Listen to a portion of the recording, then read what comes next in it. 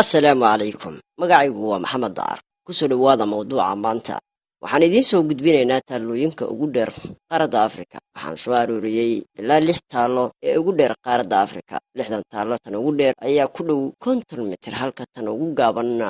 ay tahay 8 mitir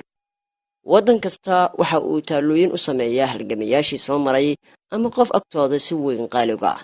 waxaa sidoo kale afrika ka dhisan taallooyin loo dhisay arrimo horumar iyo hiigsi lagu cabirayo sidoo kale taallooyinkan aan idiin soo gudbinayno waxaa ka mid ah kuwo dhisan in ka badan 3,000 oo sano waxaan idinku wargelinayaa inaan usoo kala hormarino sida ay u kala gaaban yihiin waxaana ugu dambayn soo gudbinaynaa taallada ugu dheer qaaradda afrika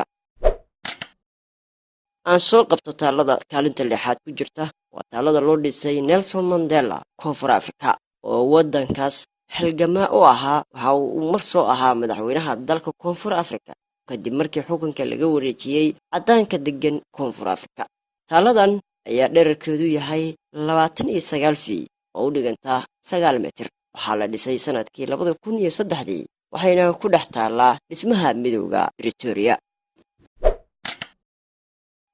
taalada kaalinta 5aad ee ku jirta taallooyinka ugu dheer kuwa afrika ayaa ah midda loo dhisay boqorkii Rameses II ee dalka Masar waqtigii faraaciinta dherarkeedu waxa uu gaarayaa 36 fiid oo u dhigantaa 11 mitir waxay dhisan tahay 3200 oo sano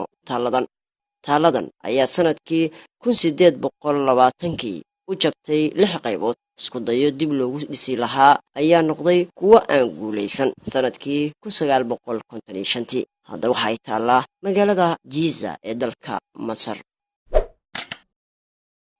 taallada 4aad ee ugu dheer qaaradda afrika ayaa ah taallada loo dhisay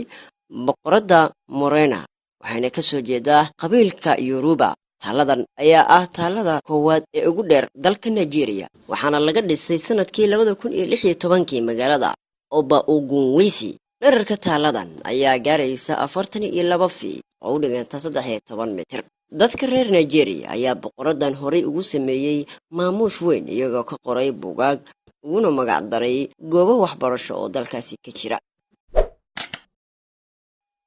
taallada 3aad waxay ku taallaa dalka Masar waa taallada 2aad ee ugu dheer dalka Masar waxaa loo dhisay El Khurasad waxayna ka mid ahaayeen madaxdii ka tirsanaa fircoonkii 3aad taaladan ayaa la dhisay 3400 oo sano ka hor waxay dherarkeedu uu yahay 60 fiid oo u dhiganta 19 mitir waxayna ku taallaa dhinaca galbeed ee webiga Niil magaalada Qaahira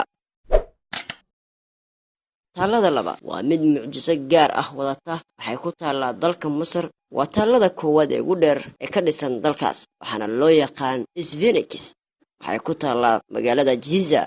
waxay taalladan ka mid tahay mucjisooyinkii ay ka tageen faraaciintii dalkaas xukumi jiray waxay u qaab eg tahay libaax fadhiya waxaana wejiga loo ekeysiyey bini aadam taalladan ayaa dherarkeedu yahay 66 fiid oo u dhiganta 20 mitir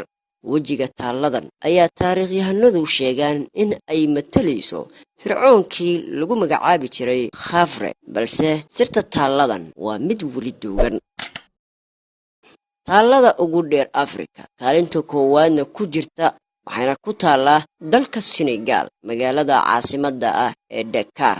waxaa taalladan loogu magac daray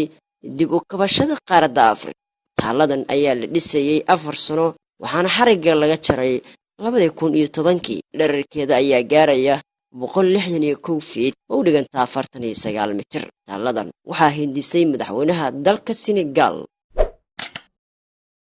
intaas haddaan kaga nimaano 6da taalle ee ugu dheer qaaradda afrika dhowaan madaxweynaha Soomaaliya Maxamed Farmaajo ayaa xarigga ka jiray taallooyin cusub oo dhammaantood laga wada taagay goobihii horey ay caanka ugu ahaayeen taallooyinka la taagay ayaa ka mid ah taalladii Sayid Maxamed Cabdulle Xasan Axmed Gurey Dhagaxtuur Hawataako Daljirka Dahsoon iyo Iswael haddaba su'aal ayaan idin weydiinayaa taallooyinkaas teebaa ugu dheer ayaad is leedahay aad baad mahadsantahay waxaan kaga tagayaa sidaas iyo nabadgelyo